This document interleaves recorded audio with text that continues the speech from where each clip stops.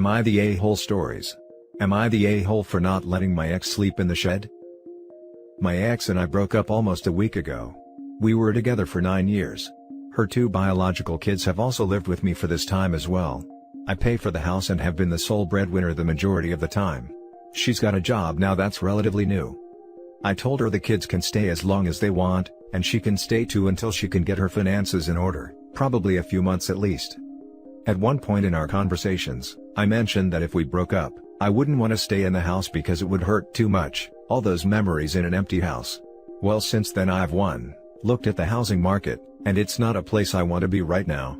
2. The things she has said and done since then don't have me missing her terribly at the moment, only what we used to have, and 3. She said she won't take the girls from me, so I'd like to keep the house so they have somewhere to be when they visit. Now, she wants me to move out of my own house that I pay for in full so that I can rent it out to her, so the kids don't have to move. Alternately, she wants to live in my shed. While I wish the situation was different and the kids would never have to move and leave their home, she did break up with me and I have no legal claim over the kids, so they can't legally stay with me if she lived separately. Am I the a-hole for not moving out of my house for the kids' sake or letting my ex live in my shed? Now for the top comments. Not the a-hole. I'd get legal advice so she doesn't end up with your house. Is that a thing that is possible even if she isn't on the title, loan, and can't afford it? You don't want to chance it. Get a lawyer. An hour consult is cheaper than losing everything in a lawsuit. We don't know anything about where you live. There's common law marriage in some places which could give you problems since you were together so long. Not the a-hole also. Very true, thank you for that advice. Not the a-hole, but it is weird to have your ex in the shed. If she can afford to rent your house, she can afford a similar place nearby. That's true, she just doesn't want the kids to have to move and leave their rooms and home, which I get. But you're right, she could rent nearby and they wouldn't have to change schools or lose their friends. I think she plans to rent it on the cheap, free, and not at market rate. But also, really weird when you start dating again to have your ex in the shed. LOL, I know. I was thinking about that this morning. 'Cause I thought to myself, maybe I could take out a smaller loan and add an addition she could stay in that would offer her more space and a separate entrance and whatnot. But then I thought about the day when I have someone over and they hear her come in and I have to explain that. Now for the next story. Am I the a-hole for telling my soon-to-be ex-husband that he can't spend our money on his girlfriend?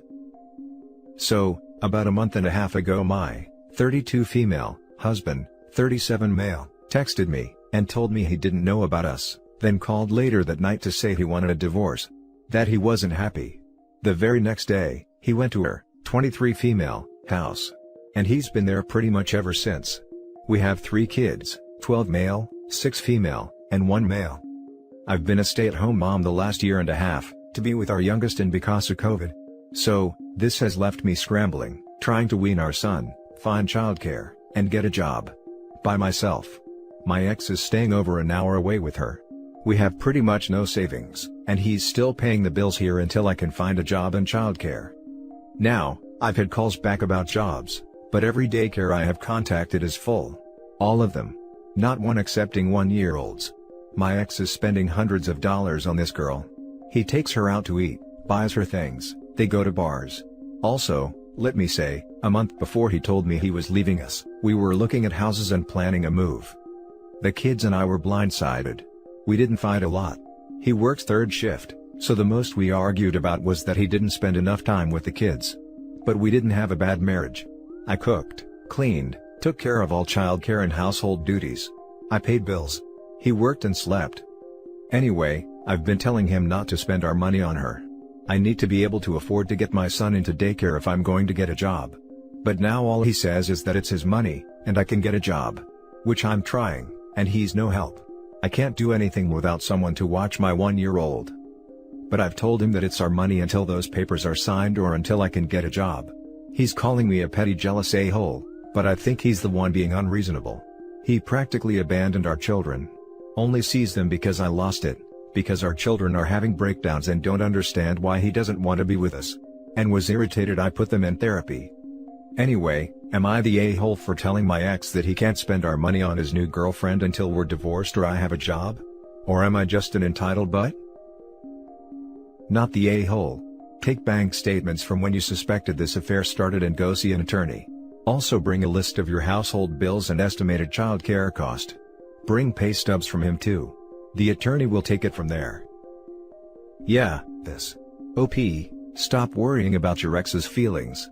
Worry about keeping a roof over your kids' heads. Lawyer up. Clearly he doesn't care about her feelings.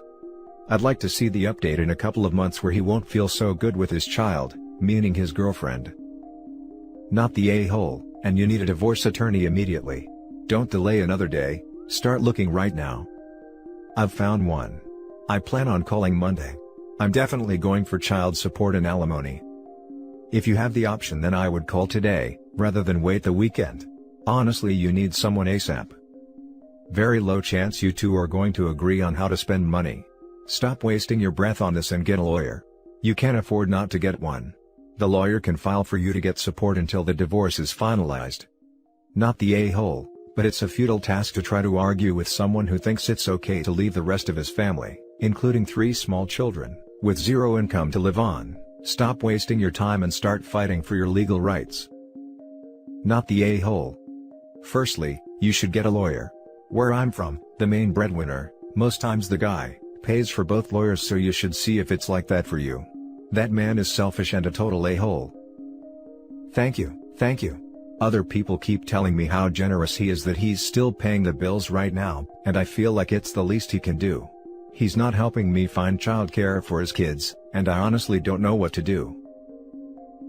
Edit, I just wanted to say thank you to everyone. I'm doing some more shopping for lawyers and I'm going to look into other resources.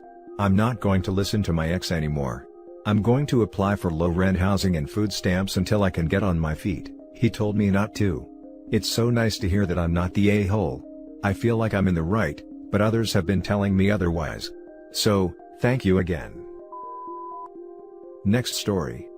Am I the a-hole for refusing to let my soon-to-be ex-wife and her boyfriend have a key to my house to help get our children off the school bus? So the details are this: my wife cheated, yet again, as well as fell back into her old substance habit. Her and her boyfriend are homeless, jobless and hooked on meth. I removed her from the home, I have filed for custody, and she is not on the lease or have any belongings in the house. I work the same hours our kids are in school. However, there is a 20-minute gap between when they get off the bus and when I get home. So to help with this, my mother has been stopping by and letting the boys into the house and sitting with them until I get home. I've started getting messages from my soon-to-be ex-wife's mother, saying I am not being civil about this, and that I should allow them to have a key so they can be here to get the kids off the bus. She also says that I should let them come by in the morning, me leave for work, and let them put the kids on the bus, rather than me dropping them off at school.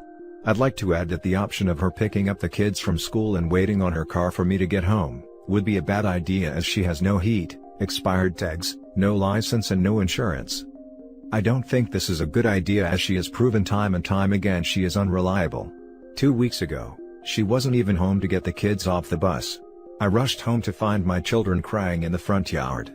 Add in the fact that she is on crystal, not alleged, is factual, and has not only stolen from me but from other family members. Plus, I do not trust her boyfriend at all. So, am I the a-hole here? Children are ages 10, 9 and 6. Now for the top comments. Not the a-hole. You really don't have to keep reading after hooked on meat. Yeah, give them a key and say goodbye to your stuff, or hello to your new roommates. Exactly. Not the a-hole at all. She should have as little time with the children as legally allowed, and giving her a key would almost certainly lead to her and her boyfriend using your house while you're at work, doing D's there, stealing things for D money. If your mom is reasonably able and willing to help you until another arrangement can be made, stick with that. Much safer all around. Not the a-hole.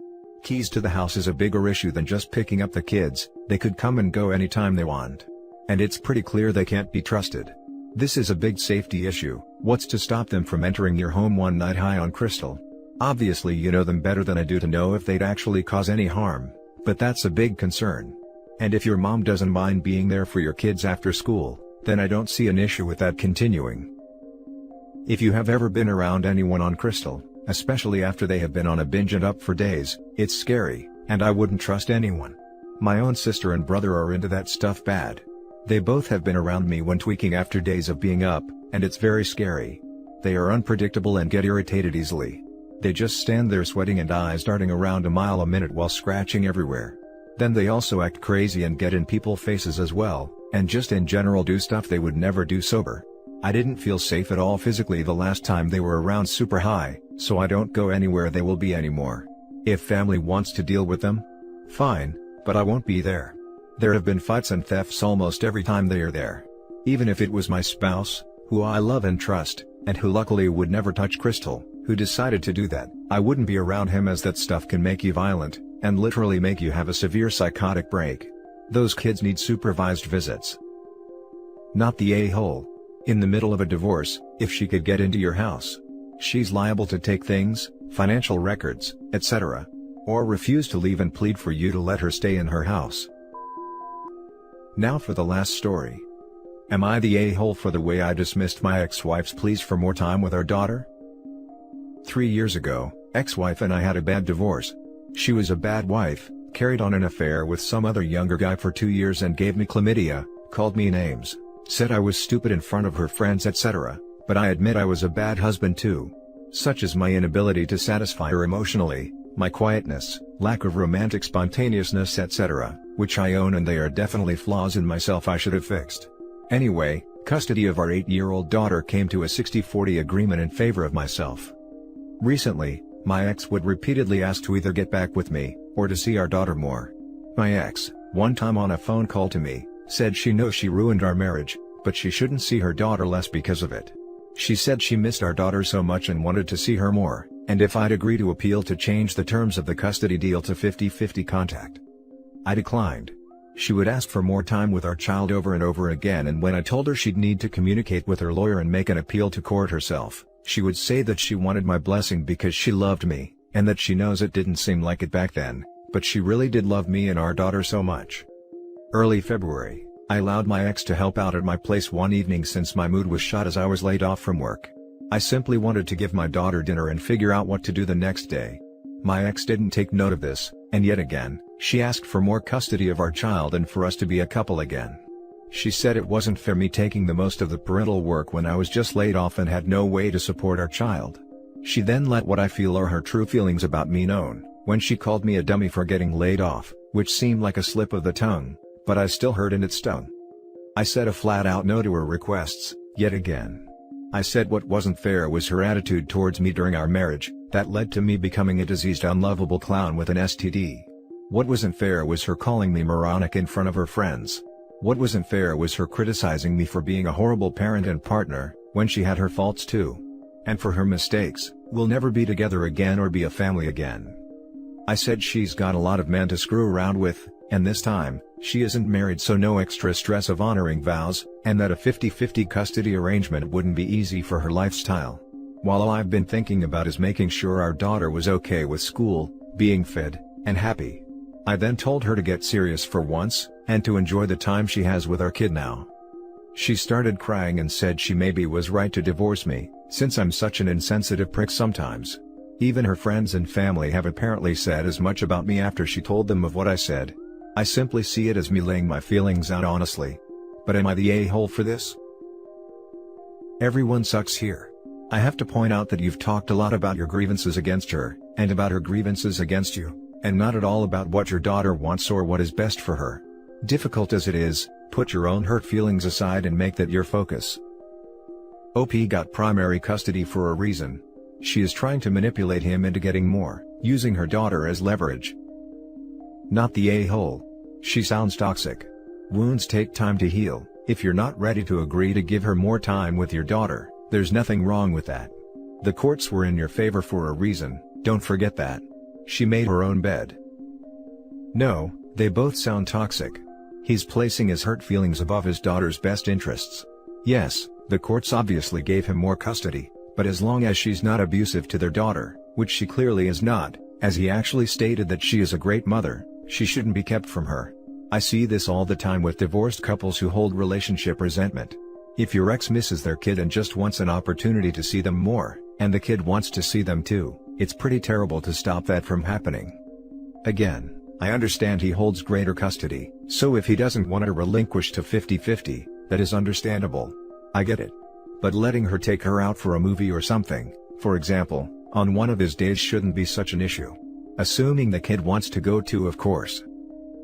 Everyone sucks here. Sounds like neither one of you have been a good partner. It also sounds like you are punishing your ex for how she treated you and using your daughter for that, which is a major a-hole thing to do. Unless your wife treated your daughter badly, how she treated you shouldn't have any bearing on when she sees her, unless there was mistreatment. I understand why she would ask you first about changing the agreement, but honestly, she should just take it to the court. Everyone sucks here. Your reasoning sounds entirely based on how messy your relationship is, and nothing to do with what is best for your child.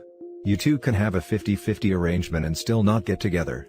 You say her lifestyle is unsuitable for this arrangement, but you haven't said how. The biggest question here is, has her situation changed since your divorce to be one that's more suitable for a 50-50 arrangement? How old is your child? And depending on their age, what do they think?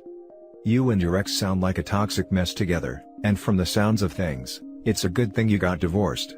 But the lingering feelings from the divorce seem to be having a significant impact on your ability to co-parent, which isn't really fair on your child. And that's it for this video, guys. If you have thoughts to share, leave a comment below. Don't forget to hit like and subscribe if you like this content. I'll catch you in the next one. Good day, everyone.